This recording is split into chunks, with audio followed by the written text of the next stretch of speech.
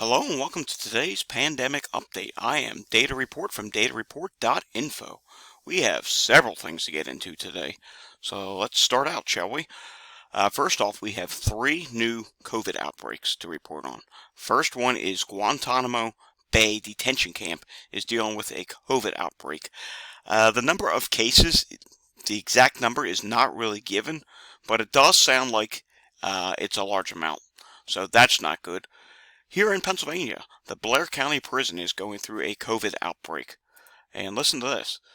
The Blair County Prison is going through a COVID outbreak, and it is causing issues with a pretrial hearing, which is now being delayed. There was a murder case in Altoona, Pennsylvania, and they were supposed to have a pretrial hearing for it, but that's not happening right now because the prison is dealing with a COVID outbreak. And we have yet another outbreak to report on. This one is in Canada. Hamilton Senior Homes in Canada are still dealing with COVID outbreaks. Nearly half of their residents have tested positive. Half of their residents. And this is after we already have vaccines. So that is not good at all. And we have this news to report on. Johns Hopkins University is going to shut down its COVID tracker. So yet again, another source of data is going to be suppressed and shut down. I like to use the hashtag on Twitter, report the data, and I do ask you to please, if you could, when you're doing something in relation to data and you're going to tweet on it, use that hashtag, report the data. If we get enough people to do it, maybe we can get it to trend and get the word out there that, hey, we still want the data reported as often as possible. Alright, I thought this was interesting. I saw this image on Twitter, thought I would share it with you all. U.S. life expectancy. I've talked about this before. In 2020, it was over 78 years old. Now it has dropped down to 76.10 years old. Basically, we have gone back to the life expectancy of the year 1996. So that's really bad. Alrighty, taking a look at the latest community transmission map. Not so bad, because it updated today and high transmission areas actually dropped. 57.8% of all counties in the country are high transmission. Substantial is 22.97%, moderate's 14.9%, and low is 5.6%. Taking a look at today's variant proportion update, it did update today.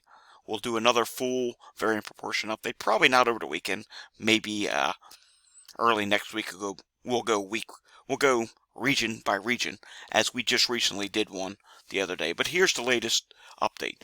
XBB.1.5 is now 74.7% of the cases.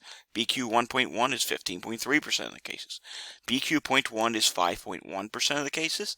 XBB is 1.9%. CH 1.1 did not gain any ground this week, and it's 1.3%, and all the rest are below 1%. Taking a look at Walgreens positivity index. 32.7% of positivity rate. That's a difference of 0.8%. Prior week was 33.5%. And you will see there's still some areas with rising positivity. Connecticut is concerning, but again, testing is down in Connecticut. But look at the positivity rate here, 37.2%. That's a difference of 9.3%. Prior week was 27.9%. And let's come down here and take a look at Mississippi. 35.5%, difference of 11%.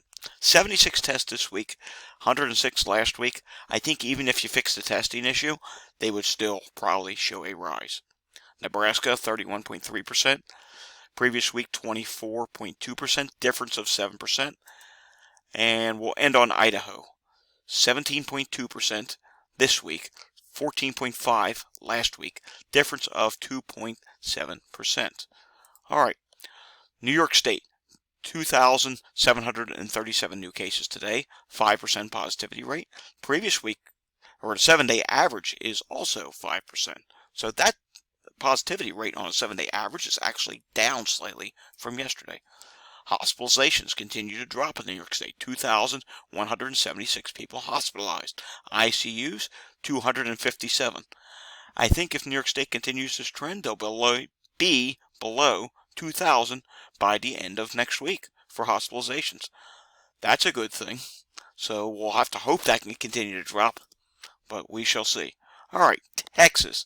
Texas reported their cases yesterday. 9,596 new cases, 10,592 probable cases, and 167 new deaths added.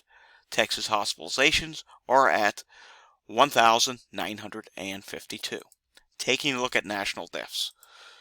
So far this week, there have already been 3,199 COVID deaths. Yesterday, there was a huge number of deaths reported. Yesterday, reported deaths were at, hang on, let me refresh this. There we go.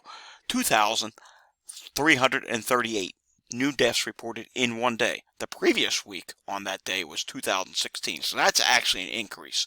So we had some days this week that decreased, we had some that increased, and it evens out to, we're going to be close to about last week's death count yet again.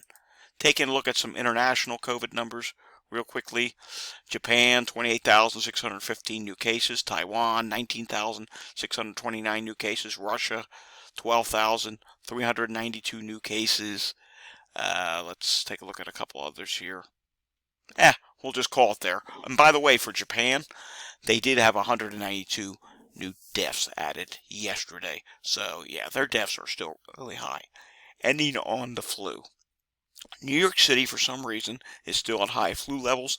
The rest of the country is at low to minimal, with a few areas in the moderate category for flu activity. And New Mexico, for some reason, is still high.